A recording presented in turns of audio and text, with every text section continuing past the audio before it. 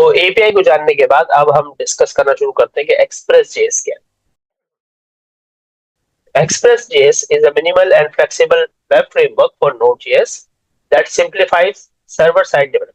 तो express JS basically एक छोटा सा और फ्लेक्सिबल वेब फ्रेमवर्क है जो कि नोड जेएस के ऊपर बना हुआ है।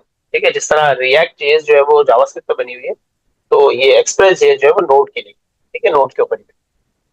और ये करती क्या, ये आसान कर देती है सर्वर साइड डेवलपमेंट को। इसके अंदर बड़े ही बेहतरीन से मेथड बने हुए, आपकी सर्वर साइड डेवलपमेंट बहुत आसान हो जाती है। और इसे बनाया क्यों गया था? It is design for building web application and API. इसको खास एपीआई और वेब एप्लीकेशन बनाने के लिए डिजाइन किया गया है।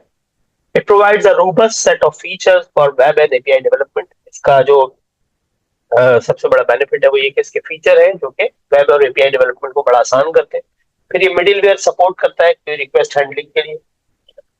और एक लार्ज इकोसिस्टम है with many third party modules के, बहुत सारे मॉड्यूल है एक्सप्रेस के अंदर जो आप इस्तेमाल करते हुए बहुत जबरदस्त सी अपनी एपीआई प्रोड्यूस कर सकते हैं। तो किस तरह से एक्सप्रेस में काम होता है, आइए हैंड्स ऑन करते हैं इसको। एक सिंपल एक्सप्रेस जेएस की हम एपीआई बनाकर, तो यहाँ पर देखें ये हमारा कोड है माई सर्वर डॉट जेएस जो मैंने लिखा था। इसके अंदर हम एच टी टी पी को सबसे पहले रिक्वायर करते हैं, उसके बाद H T T P dot create server का मेथड हम यूज करते हैं जिससे सर्वर स्टार्ट होता है, फिर हम इसको लिसनिंग करवाते हैं। ठीक है, तो ये तो तरीका था कि आप नोड पे डायरेक्टली काम करते हैं। अब हमें काम करना है एक्सप्रेस जेएस के ऊपर। तो एक्सप्रेस जेएस पे जब हम काम करेंगे तो किस तरह करेंगे, सबसे पहले हम अपने प्रोजेक्ट में npm इंस्टॉल एक्सप्रेस, हम एक पैकेज इंस्टॉल कर लेंगे, डिपेंडेंसी इंस्टॉल कर लेंगे एक्सप्रेस। ठीक है, आप पैकेज और जेसन में आएंगे तो आपके पास डिपेंडेंसीज में एक्सप्रेस देंगे ऐड होगी। ठीक है, तो ये पहली डिपेंडेंसी है जो हमने अपने प्रोजेक्ट में ऐड की।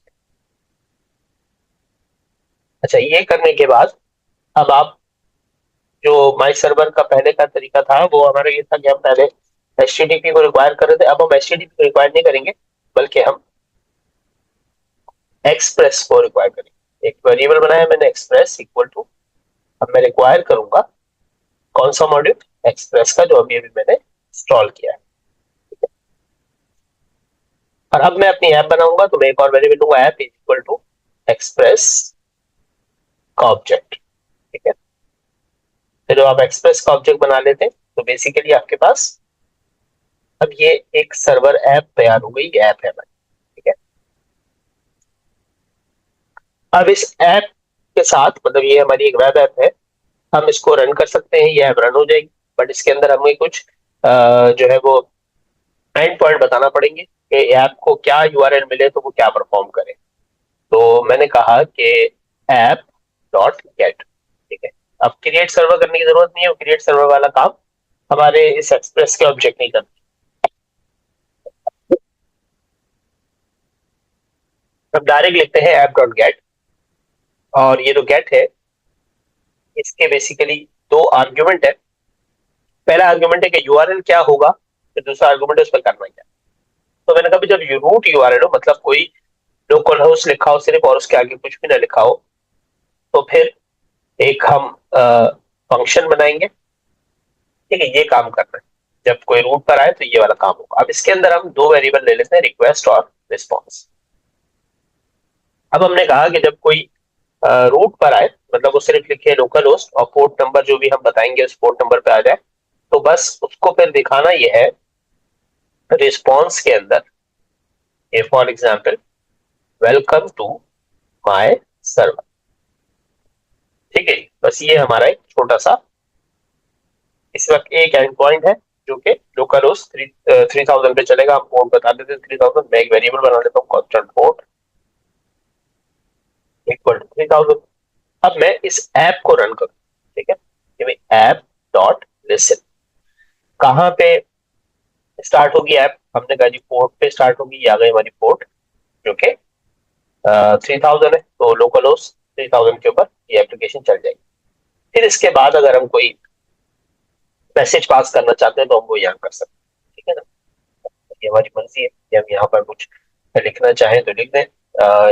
कोई वेरिएबल, वैसे तो खैर हम डायरेक्ट जो भी है कंसोल पे लिखना लिख देंगे, हम कंसोल पे लिख देते हैं। फॉर एग्जाम्पल सर्वर स्टार्टेड, और चलो ये भी बता देते हैं एट लोकल होस्ट और कॉलम, यहाँ पे पोर्ट बता देते हैं कि कौन सी पोर्ट पे स्टार्ट कर सकते हैं। ठीक है, तो कंसोल में जैसी ऐप स्टार्ट होगी, कंसोल पे लिखा होगा ऐप स्टार्ट है, और फिर हम जब विजिट करेंगे किसी भी ब्राउजर के ऊपर लोकल होस्ट 3000 को, पोर्ट नंबर 3000 को, तो हमारे सामने ये वाला मैसेज आ जाएगा, वेलकम टू माई सर्वर। आइए इसको रन करके देखते हैं।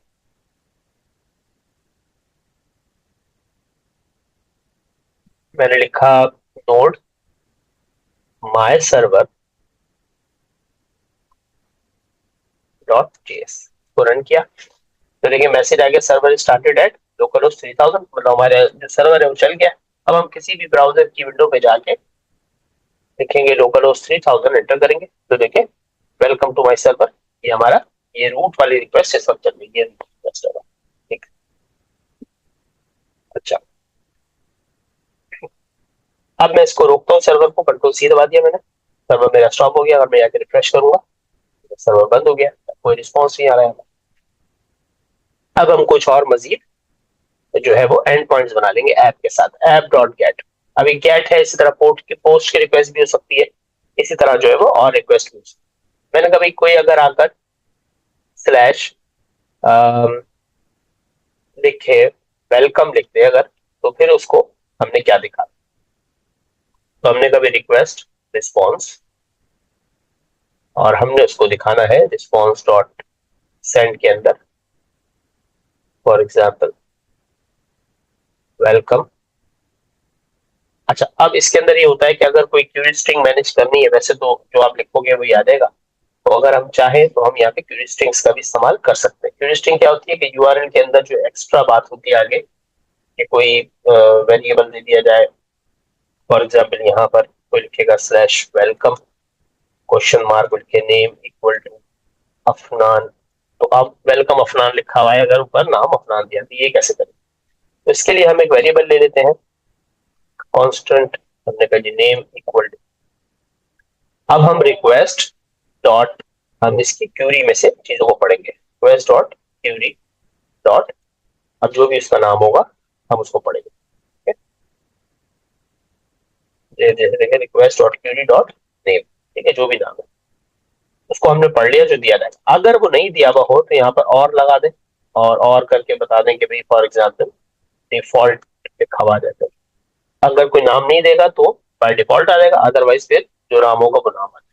तो हमने यहाँ कहा वेलकम, और उसके साथ अगर हम यहाँ पे लेट से इस तरह से लिखें डॉलर लगा के, अब हम यहाँ पे नेम का वेरिएबल इस्तेमाल कर सकते हैं। ठीक है, तो ये फॉर्मेट लिटरल मैंने इस्तेमाल कर लिया।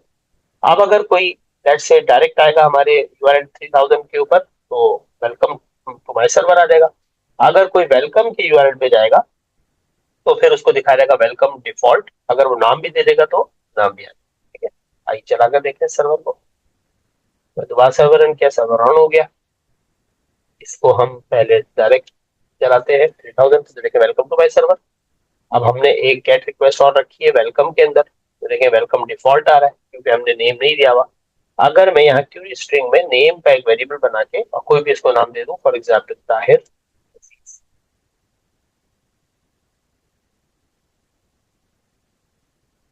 तो देखिए वेलकम ताहिर। ठीक है, तो इस तरह क्यूरी स्ट्रिंग को भी हमने हैंडल कर लिया, जैसा भी लिखेंगे वैसे ही आ जाएगा, कैपिटल लोगों कैपिटल आ जाएगा। ठीक है जी, ठीक है, तो इस तरह से हम अपना एक बेसिक एपीआई पेज बना सकते हैं। अब देखिए यहाँ पे दो रिक्वेस्टें हैं, दोनों गेट रिक्वेस्टें हैं। ठीक है, तो ये ब्राउजर पर डायरेक्ट चल जाती है। अगर कोई पोस्ट रिक्वेस्ट होती तो फिर वो ब्राउजर पे ही चलती डायरेक्ट, फिर हम उसको थंडर क्लाइंट से रन। ओके, तो अब मैं एक और ऐसा एंड पॉइंट बनाना चाहता हूँ जो मुझे कुछ जेसन रिटर्न करे, जो कि एपीआई की तरह दिखे, जिस तरह हमने एग्जांपल ली थी टू डूज की। तो लेट से मैं अपनी एपीआई में कुछ टू डूज लगाना चाहता हूँ या कोई भी डेटा मैं फैच करना चाहता हूँ, तो मैंने सबसे पहले एक अपने लिए एक एरे बना ली, फॉर एग्जांपल फ्रेंड्स की एक एरे है मेरी, और उस एरे के अंदर मैंने ऑब्जेक्ट्स रखे, मैंने नेम दिया, फ्रेंड मैंने दे दिया ताहिर अजीज, ठीक है। इस तरह मैंने डेट ऑफ बर्थ ले ली, let's say date of birth है उनकी 30 मार्च, ठीक है। और एक मैंने एक और फ्रेंड ले लिए, फिर एक और फ्रेंड, 3 फ्रेंड्स मेरे पास हो गए। लेट्स से 29 जून और 1 अप्रैल, ये डिफरेंट हमारे दोस्त है। यहाँ पर मैंने क्या किया, शहजाद,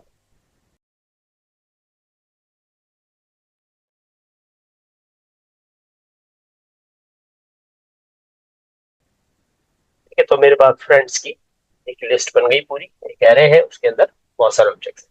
अब मैं फ्रेंड्स के लिए एक एंड पॉइंट बनाना चाहता हूँ, तो मैं बस इतना ही करूंगा, मैं कहूंगा ऐप डॉट गेट, और ये आ गया मेरा यूआरएल, और ये हमारा रिक्वेस्ट और रिस्पॉन्स और ये कॉल बैक फंक्शन, ठीक है।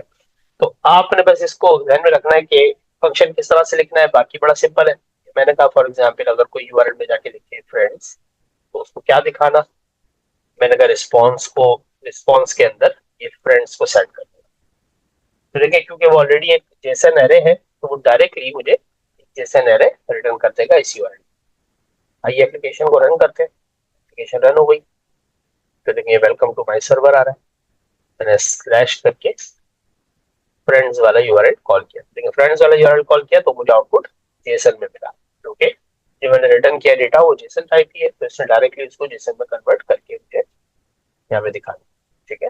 मुझे बताना नहीं पड़ा कि ये एक जेसन है, क्योंकि एक्सप्रेस जो है इसको खुद हैंडल कर रहा है कि भाई ये डेटा जो है वो एक एपीआई है और ये जेसन की तरह का काम है। तो ये हमने अपनी एक प्योर एपीआई यहाँ पर डेवलप